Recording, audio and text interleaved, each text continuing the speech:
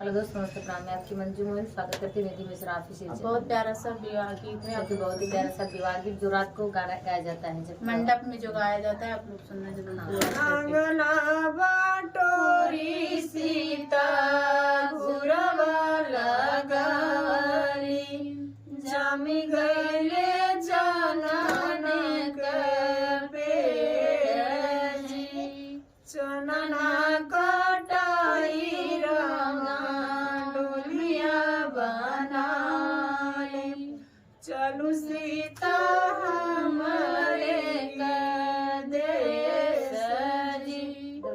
कैसे के चाली स्वामी तोहरे डगरिया, मम्मी भी ना रहलो ना जाई जी, कैसे के चाली स्वामी तोहरे डगरिया, माया भी ना रहलो ना जाई जी, हमरे निमाई सीता मम्मी बोलायू, अपन मम्मी दीहू बिसराई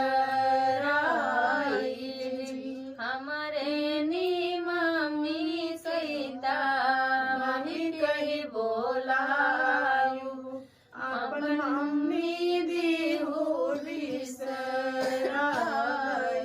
जी, आंगना बाटोरी सीता घुरवा लगावई, जमी गईले चनने का पेड़ जी, चनना काटाई रामा डोलिया बनाले, चलो सीता हमारे देश जी, कैसे के चली स्वामी तोरी डगरिया, भाभी भी ना रहलो ना जाई जी, हमारे नी भाभी सीता भाभी कई बोलायू, अपन भाभी दीहू बिसराई जी। हेलो दोस्तों, नमस्ते, प्रणाम। मैं आपकी मंजू मोहन स्वागत करती हूँ निधि मिश्रा ऑफिस चैनल में। आज एक प्यारा सा विवाह गीत, अब लगन का टाइम आ रहा है, नवंबर महीना लगने वाला है। और आप लोग फुल वॉच करके प्लीज देखना। विवाह गीत है, रात में गाया जाता है, तो वही गीत खुशबू रानी के साथ में, निधि सिस्टर के साथ में। आप सबको कैसा लगता है कमेंट करके जरूर बताइए। चलो, नदिया किनारे डोली रख दे कहाँ रवा, मम्मी मिलाना नदिया किनारे डोली रख दे कहाँ रवा, मम्मी मिलाना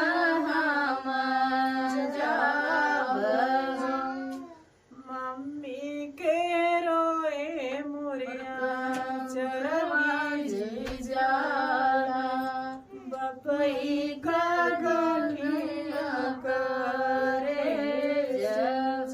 मम्मी के रोए मुरिया चरवी जाला, बपई के रोटी न करे जी, नदिया किनारे डोली रख दे कहाँ रवा, चाची मिलाना हम जावजी, चाची के रोए चरवा जी जालन, चाचा के कड़ी न करे जी, चाची के रोए मोरया चरवी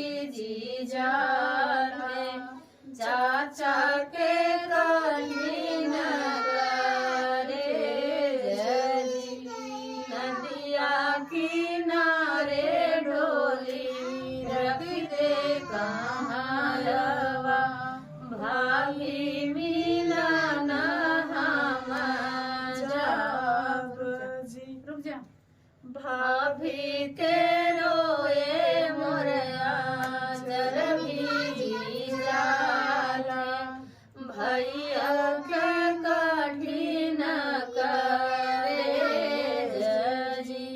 भाभी के रोए मोर आंचल भीजी जाला भैया के कठिन करे जी। दोस्तों नमस्ते प्रणाम, मैं आपकी मंजू और स्वागत करती हूँ निधि मिश्रा ऑफिशियल चैनल में।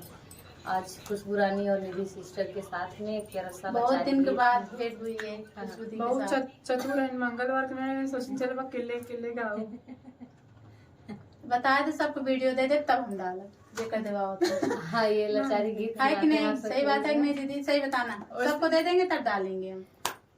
कि राम चले बना के कोई न लौटावई राम चले बना के कोई न लौटावई सभवा बैठी उनकर पापा समझावई रे सभवा बैठी उनके पापा समझावई आज रजिया सुन पूत बन के सिधार आज रजिया सुन पूत बन के सिधार राम चले बन के कोई न लौटावई राम चले बन के कोई न लौटावई सभवा बैठी उनकर माया